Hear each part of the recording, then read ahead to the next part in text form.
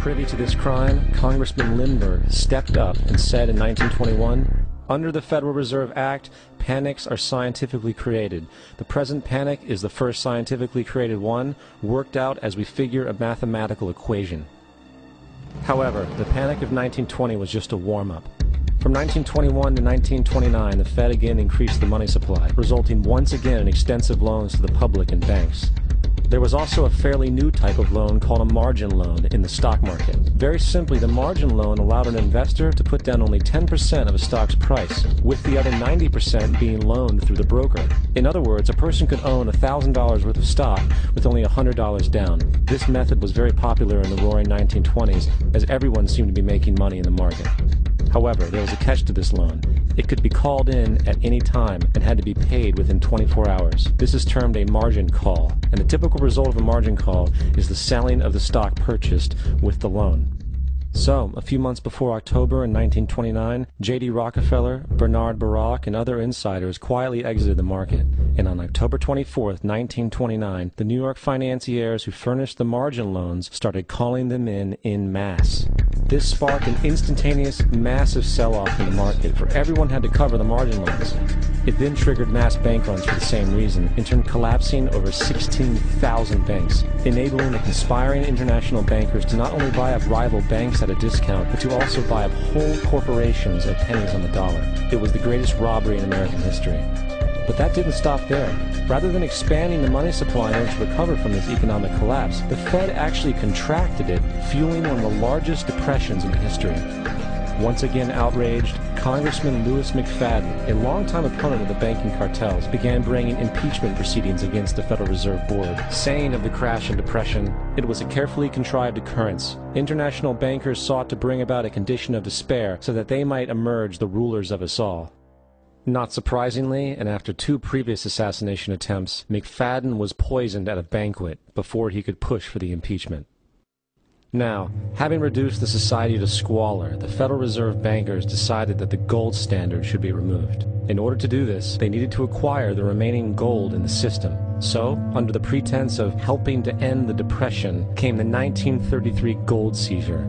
Under the threat of imprisonment for 10 years, everyone in America was required to turn in all gold bullion to the Treasury, essentially robbing the public of what little wealth they had left. And at the end of 1933, the gold standard was abolished.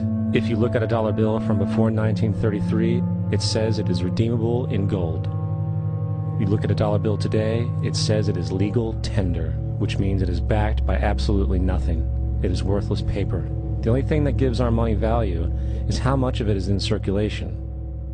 Therefore, the power to regulate the money supply is also the power to regulate its value, which is also the power to bring entire economies and societies to its knees.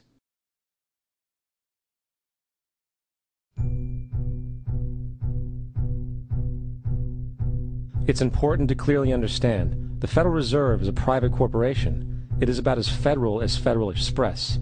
It makes its own policies and is under virtually no regulation by the U.S. government.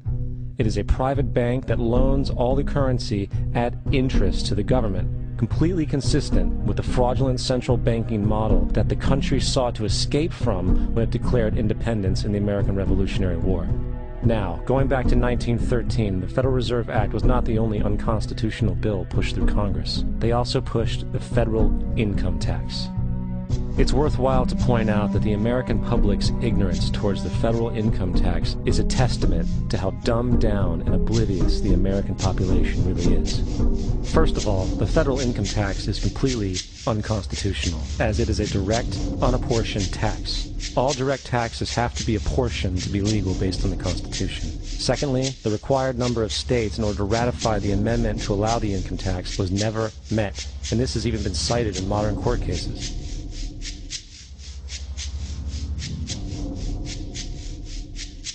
Third, at the present day, roughly 35% of the average worker's income is taken from them via this tax. That means you work 4 months out of the year to fulfill this tax obligation. And guess where that money goes? It goes to pay the interest on the currency being produced by the fraudulent Federal Reserve Bank, a system that does not have to exist at all. Not 1 cent of this tax goes towards any governmental program whatsoever. Not 1 cent. The money you make working 4 months out of the year goes almost literally into the pockets of the international bankers who own the private Federal Reserve Bank. And fourth, even with the fraudulent government claim as to the legality of the income tax, there is literally no statute, no law in existence that requires you to pay this tax, period. I really expected that, of course, there's a law that you can point to in the law book, the code that requires you to file a tax return. Of course there is. I was at that point where I couldn't find the statute that clearly made a person liable, at least not me and most people I know, and I had no choice in my mind except to resign. Based on the research that I did throughout the year 2000 and that I'm still doing, I have not found that law. I've asked Congress, we've asked a lot of people in the IRS commissioners, helpers. They can't answer, because if they answer, the American people are going to know that this whole thing is a fraud. I haven't filed an federal income tax return since I left. I have not filed a tax return since 1999.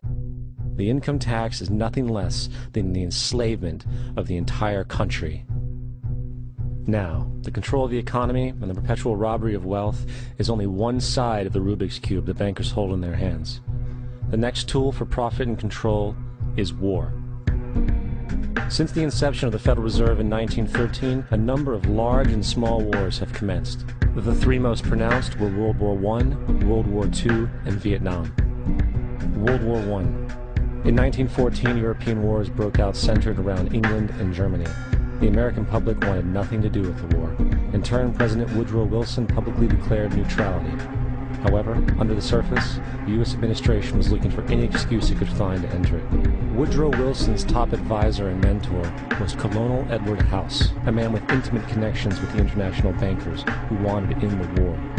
In a noted observation by Secretary of State William Jennings, the large banking interests were deeply interested in the World War because of the wide opportunities for large profits. It's important to understand that the most lucrative thing that can happen for the international bankers is war, for it forces the country to borrow even more money from the Federal Reserve Bank at interest. In a documented conversation between Colonel House, Wilson's advisor, and Sir Edward Grey, the Foreign Secretary of England, regarding how to get America into the war, Grey inquired, "What will Americans do if Germans sink an ocean liner with American passengers on board?" House responded, "I believe that a flame of indignation would sweep the United States, and that by itself would be sufficient to carry us into war." So, on May 7, 1915, on essentially the suggestion of Sir Edward Grey, a ship called the Lusitania was deliberately sent into German-controlled waters where German military vessels were known to be. And, as expected, German U-boats torpedoed the ship, exploding stored ammunition, sinking it in 18 minutes, killing 1,200 people. To further understand the deliberate nature of this setup, the German embassy actually put advertisements in the New York Times telling people that if they boarded the Lusitania, they did so at their own risk, as such a ship sailing from America to England through the war zone would be liable to destruction. In turn, and as anticipated, the sinking of the Lusitania caused a wave of anger among the American population, and America entered the war a short time after. The First World War caused 323,000 American deaths. J.D. Rockefeller made $200 million off of it.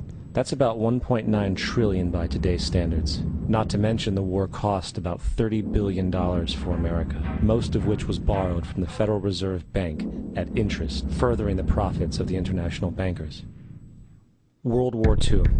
On December 7, 1941, Japan attacked the American fleet at Pearl Harbor, triggering our entry into that war. President Franklin D. Roosevelt declared the attack was a day that will live in infamy. A day of infamy indeed, but not because of the alleged surprise attack on Pearl Harbor. After 60 years of surfacing information, it is clear that not only was the attack on Pearl Harbor known weeks in advance, it was outright wanted and provoked.